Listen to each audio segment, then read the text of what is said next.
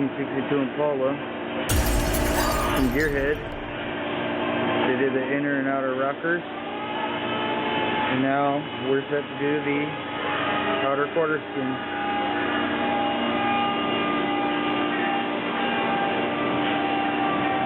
There's a lot of little rust patches we have to make for this car.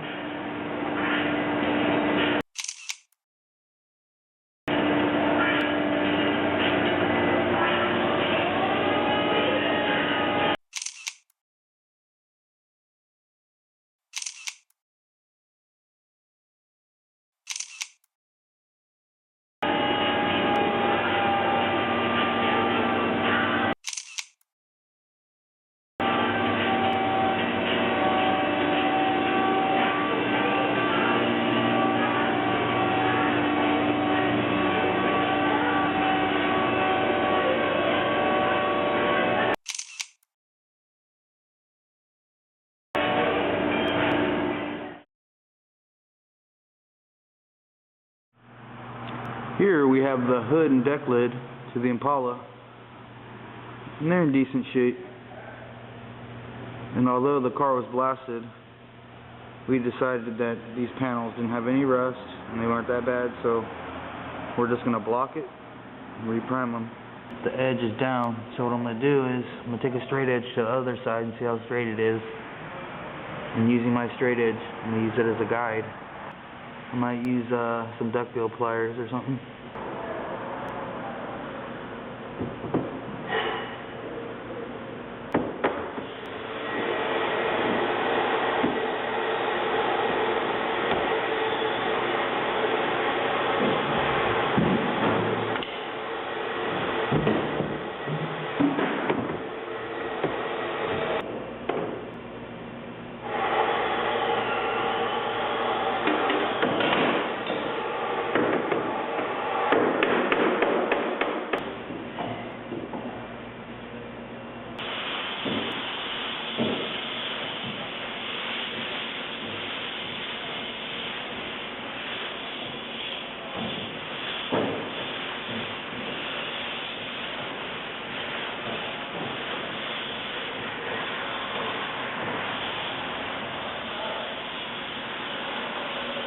I have my block this way so I can shore it up going this way.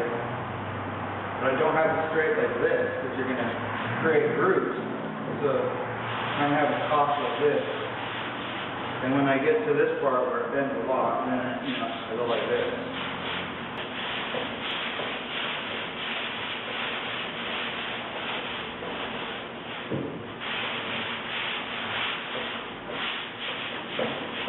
I don't always like what the truth block is telling me.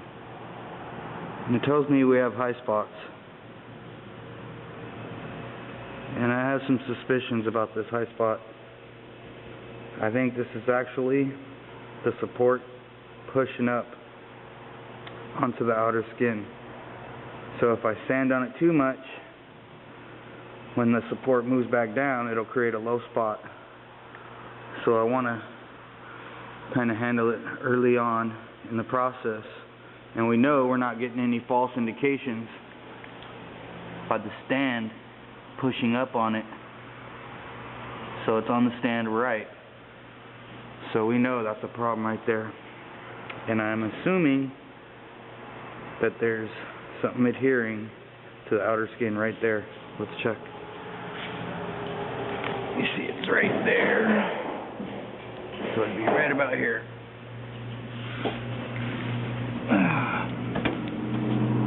What do you know? Right there. So I'm going to go ahead and take a mini air saw and cut that away and re-adhere it.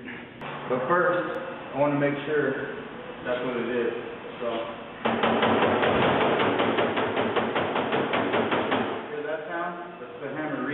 So watch when I hammer on this spot.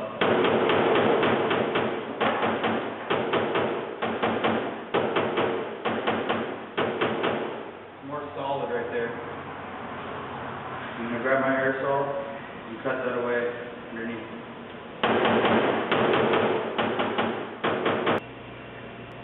Here's another spot.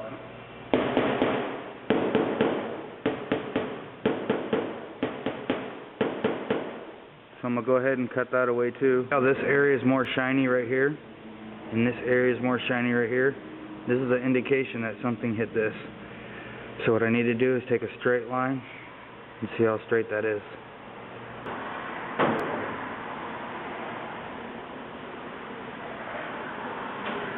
Nothing to worry about. To get this done right, I have a sawzall blade modified to fit in this air saw.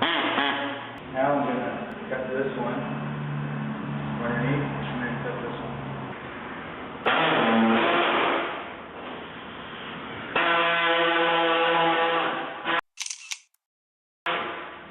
Now I'm going to seam seal it. Throw away the first inch that comes out because it's not really mixed well.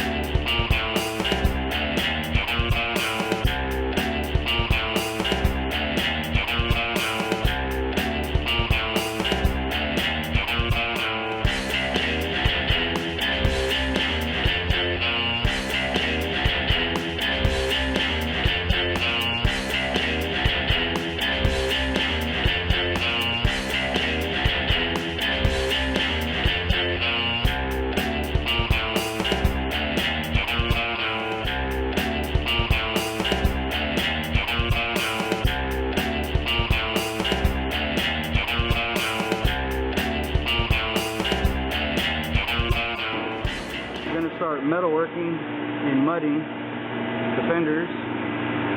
What I'm going to do first is just put a little block on there with some 150 or 180 to see where we're at and go from there.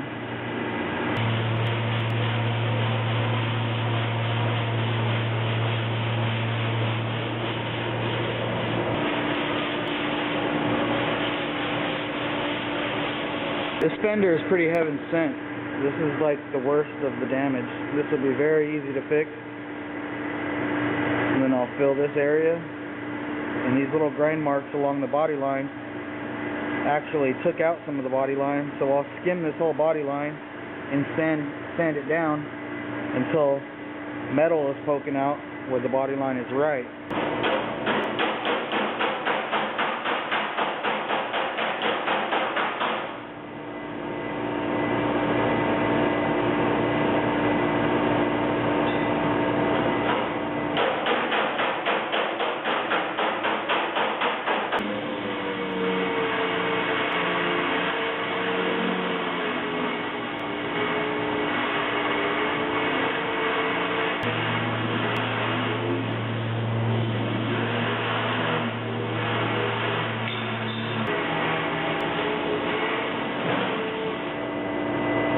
I'm worried about the fender moving, so I came up with this idea. Don't think of copying me. I got a patent on this thing.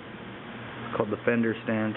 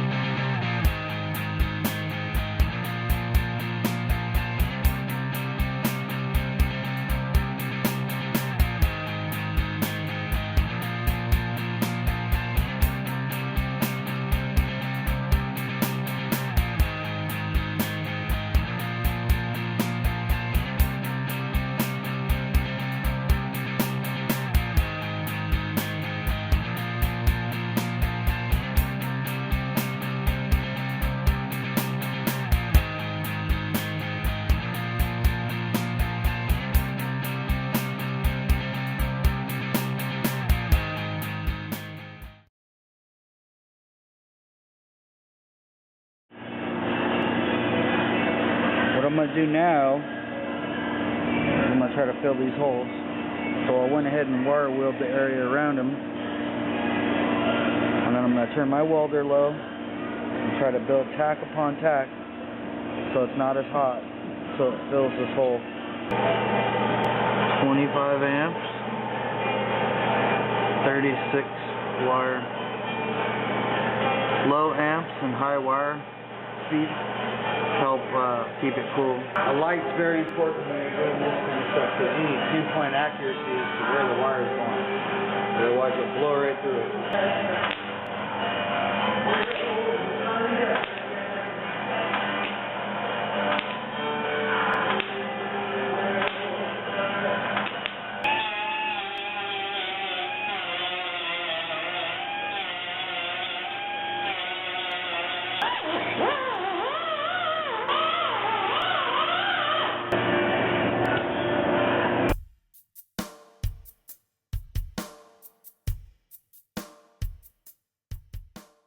In a nutshell, less amps, more wire speed. You want ample amounts of light to accurately aim your wire, which can be the difference between burning a big hole or leaving a nice puddle, which will help dissipate heat for the next tack. And short tacks, till you have established enough metal on it for a longer, hotter tack. And grind most or all your weld down with the cutoff wheel as to not disturb the surrounding metal. So I got a little piece of metal I want to weld into there, but there's no access to cut it out. And if I lay it on there, it's going to stick out. So what I'm going to do is I'm going to cut a slice in it, right there, push it down so this edge is flush with that line.